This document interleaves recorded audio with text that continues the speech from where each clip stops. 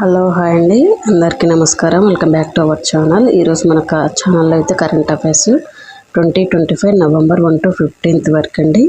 So ఎవరైనా competitive and entrance ఎగ్జామ్స్కి prepare అయ్యే వాళ్ళు ఉంటే వాళ్ళకి ఈ నోట్స్ యూజ్ అవుతుంది అనుకుంటే డైలీ మన ఛానల్ అయితే కరెంట్ అఫైర్స్ అయితే అప్లోడ్ అవుతూ ఉంటాయి. కావాలనుకున్న వాళ్ళు మన ఛానల్ని అయితే ఫాలో అవ్వండి, సబ్స్క్రైబ్ చేసుకోండి.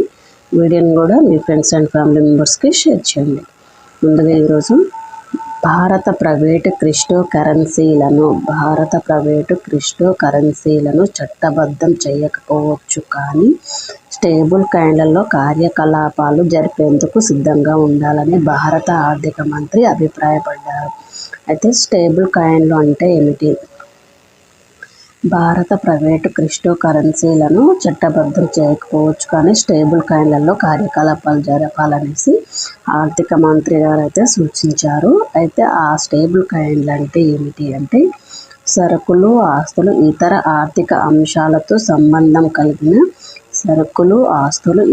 ఆర్థిక అంశాలతో సంబంధం కలిగినటువంటి క్రిప్టో కరెన్సీలని స్టేబుల్ కాయిన్లు అంటారనమాట.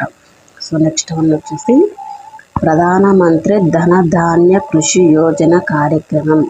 ప్రధానమంత్రి ధన ధాన్య కృషి యోజన కార్యక్రమం కింద 100 ఆకాంక్షిత వ్యవసాయ జిల్లాల ఏర్పాటును 2025 అక్టోబర్లో భారత ప్రభుత్వం ప్రకటించింది. అయితే ఈ జిల్లాల ఏర్పాటు ప్రధాన లక్ష్యం ఏమిటి?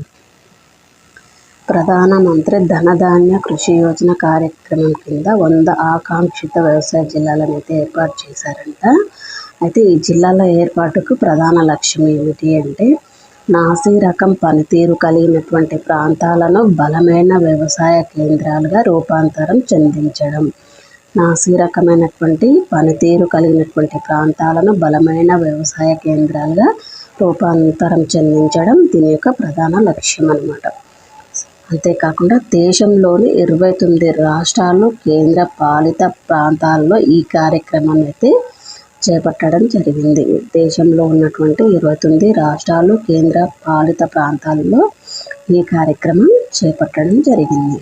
నెక్స్ట్ వన్ వచ్చేసి ఇటీవల మన దేశంలోని ఏ రాష్ట్రం ఆదివాసీ గిరిజన తెగ ప్రజలకు ఆయుధాల లైసెన్సులు జారీ చేసేందుకు పథకాన్ని ప్రారంభించింది? ఇటీవల మన దేశంలోని ఏ రాష్ట్రం ఆదివాసీ గిరిజన తెగల ప్రజలకు ఆయుధాల లైసెన్సులు జారీ చేసేందుకు పథకాన్ని ప్రారంభించింది అంటే అస్సాం గవర్నమెంట్ అయితే ప్రారంభించడం జరిగిందండి. ఎందుకు అంటే ఆదివాసీ లేదా గిరిజన తెగ ప్రజలు ప్రమాదాలను ఎదుర్కొనేందుకు లైసెన్సులు ఇవ్వాలని ఆ రాష్ట్ర ప్రభుత్వం అయితే నిర్ణయించడం జరిగింది. నెక్స్ట్ వన్ వచ్చేసి 2025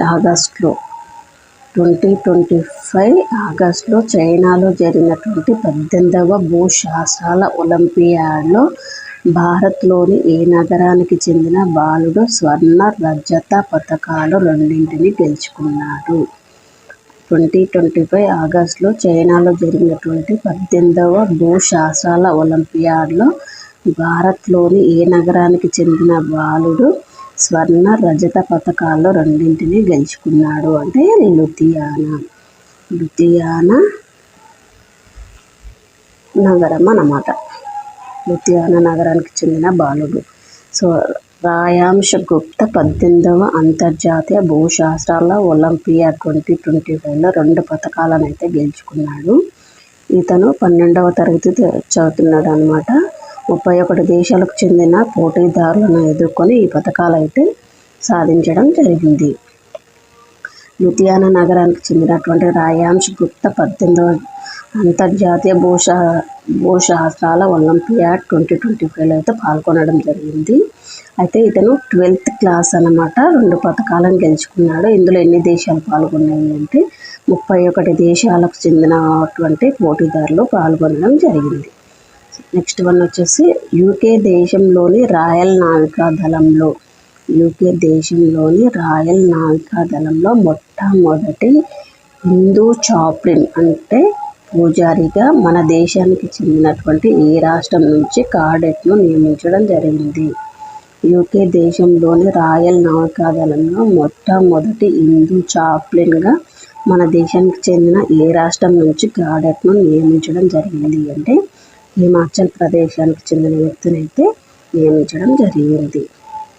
ఇటీవల మొట్టమొదటిసారిగా క్రైస్తవేతర హిందూ చాప్లిన్ను నియమించింది. అయితే యూకే నావికాదళంలోని హిందూ మతస్థులకు ఆధ్యాత్మిక పరమైనటువంటి మద్దతు ఇచ్చేందుకు భాను ఆత్రి పేరు కలిగినటువంటి సైనిక క్యాడెట్ను అధికారికంగా నియమించడం జరిగిందనమాట.